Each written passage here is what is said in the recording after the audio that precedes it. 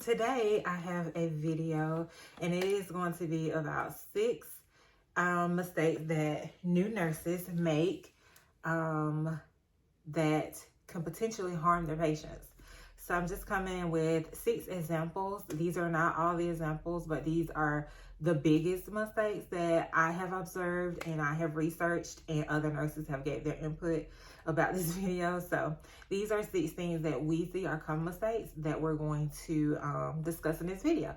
So you guys keep on watching and we're going to get into these. Okay, y'all, so I have my notes here because I've gotten opinions from a lot of other nurses. So this is really opinionated video of different nurses and what they see and what they have observed.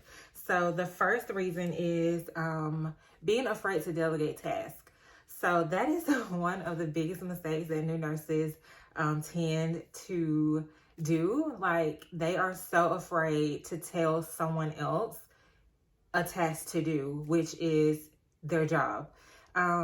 Like I experienced when I was a new nurse, I guess because I had management skills prior to being a nurse, I wasn't afraid to delegate a task, so I didn't really struggle with this as much. But it's a lot of new nurses, and most new nurses, not all, but majority of new nurses are very young. So this is pretty much their first real job. So they went to high school, went to college, they graduated their nursing degree, and now they're a nurse. So they really don't know a lot about management. But so delegating tasks, meaning that it can be the MR, which is the medical receptionist, it can be your CT, which is your clinical tech, or it can be another LPN, which is a licensed practical nurse, or it can be an RN, which is a registered nurse. It can be anybody that you have to delegate a task to. Like, say for example, like cleaning a patient, or trying to help a patient back to bed, or trying to give a cajillion medications when you have another patient that is not doing good. You can delegate those type of tasks to another nurse, as far as giving medications to your other patients, because the one patient that you have to focus on is not doing good, especially if you're a med-surg nurse. I am an ICU nurse, so I really typically have 2 patients, and I will have 3 if we get in critical staffing, but I usually have 2 patients. So if you're a med-surg nurse, it can come very overwhelming if one of your patients is not doing good, that possibly needs to go to the ICU, but you still have your other 5 patients to take care of. Then why not ask another nurse who has not a easy patient load, but not a patient load like you're having? Why not ask them to give one of your patient's medications for you while you are dealing with a patient that needs to possibly go to the ICU? Or like getting a patient back to bed. Instead of you trying to do this by yourself because you're so scared to ask somebody for help, then ask your clinical tech. Your clinical tech can do that.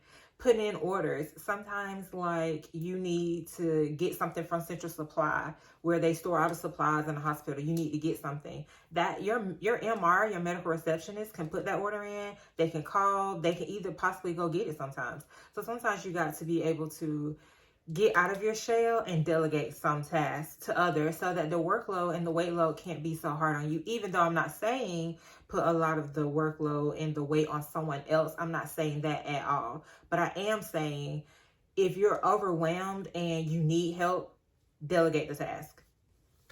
So point number 2. So this is very crucial.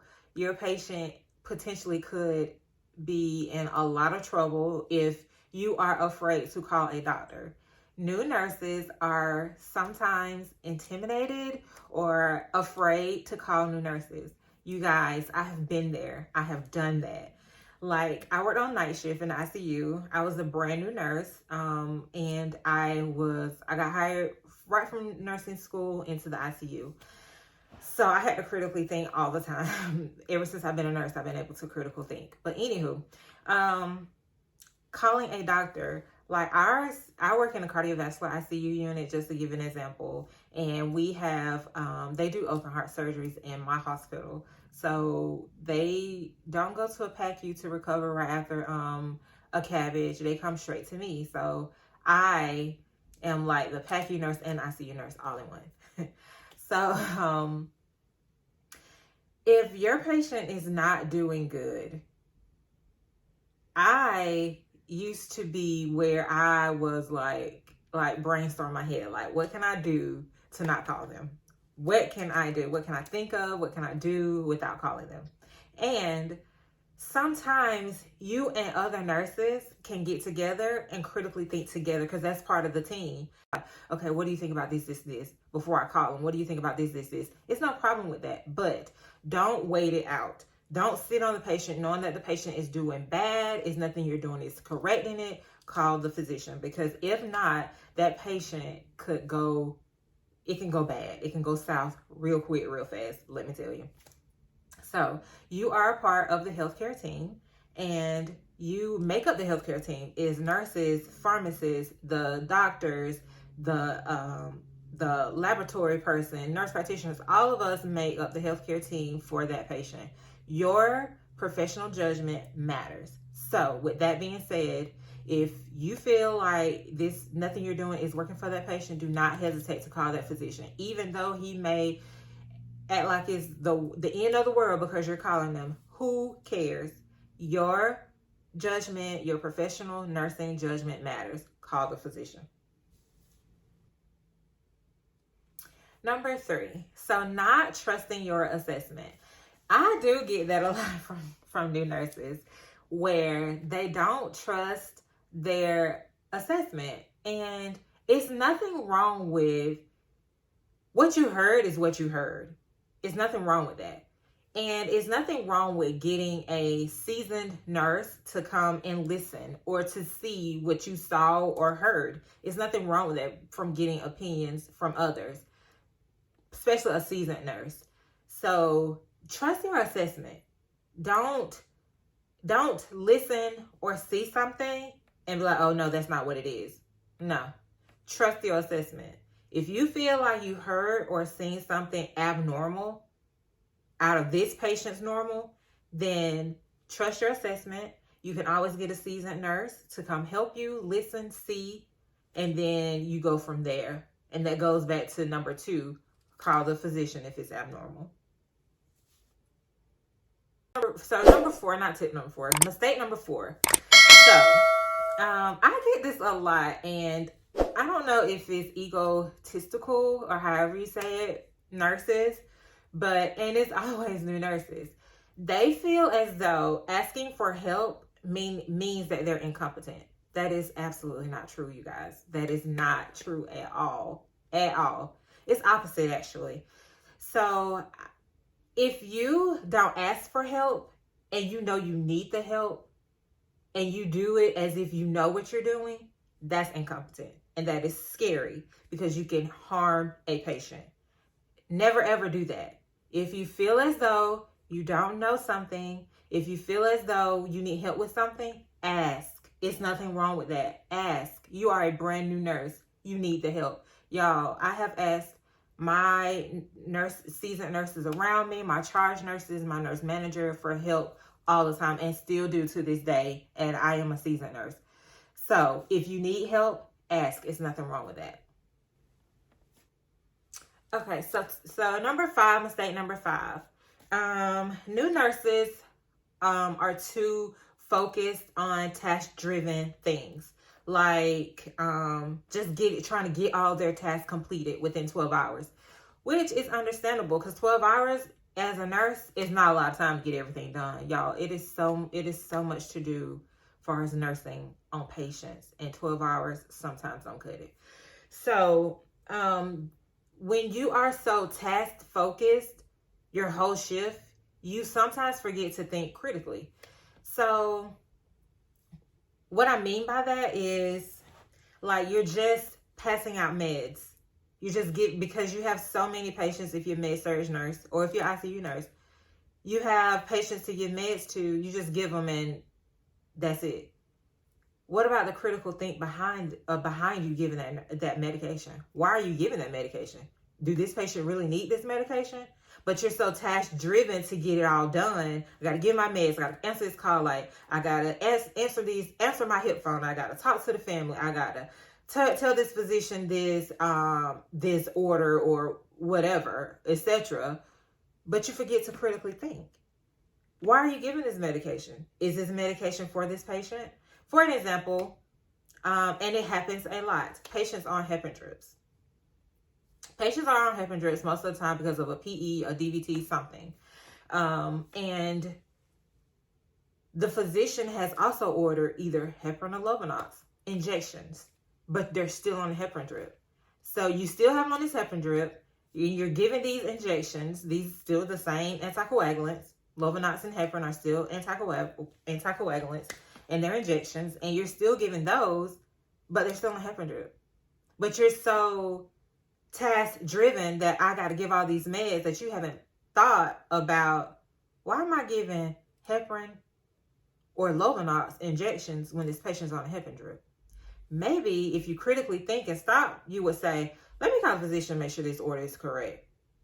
Even though RN Susan gave it to him that morning, that does not mean that that is supposed to happen. So you have to critically think about it. So to me, new nurses are so focused on getting tasks completed that they don't critically think, which can absolutely harm your patient. So number 6, the mistake of a new nurse, number 6. So number 6 is, and I would not say that this just happened to new nurses. I'm not saying that, because sometimes it happens to me with different things, and it is time management. And time management, I would say time management / stress on the job. So with time management, it can, because you're trying to get everything done in 12 hours, it can be very overwhelming with the things that you have to do, that your time management skill is not great and is not good because you're trying to get everything done. Sometimes new nurses just have to stop and sit back and look at a seasoned nurse, or even ask tips from a seasoned nurse to see how they do time management, or how they overcome their skill, or how they do time management. I would say, far as time management that can harm your patient. So you're supposed to do this first, and then do this second, and then do this third. But you have me, I have 2 patients.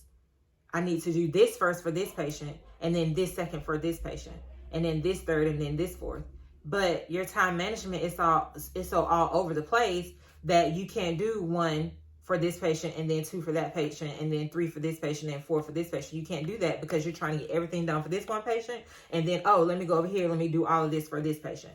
So no, sit back and relax, take some deep breaths, get some tips and advice from a seasoned nurse of how they overcome time management. How do they get to time management? How do they achieve that? How do they just knock it out of the park with time management? I don't know word for it, but how do they just get time management down pat? It's a hard skill. It's something that you will have to observe seasoned nurses and years to come in your nursing field, but ask them. There's nothing wrong with asking. That goes back to tip number 3, I believe. No, tip number 4, mistake number 4 is asking for help.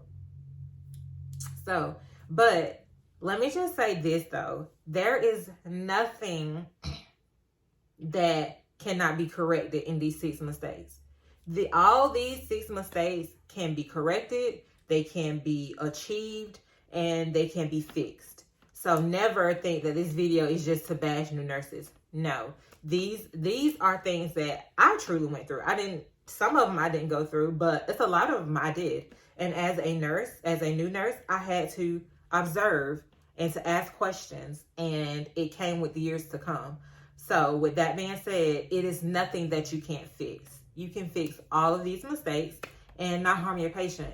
But if you're that type of new nurse that won't ask questions or want to do everything solely by yourself, you're going to harm your patient. So those are my 6 tips for you guys for the 6 mistakes of a new nurse. I hope you guys enjoyed this video. Please like, comment, and subscribe to my channel. And I will see y'all on the next video. Bye.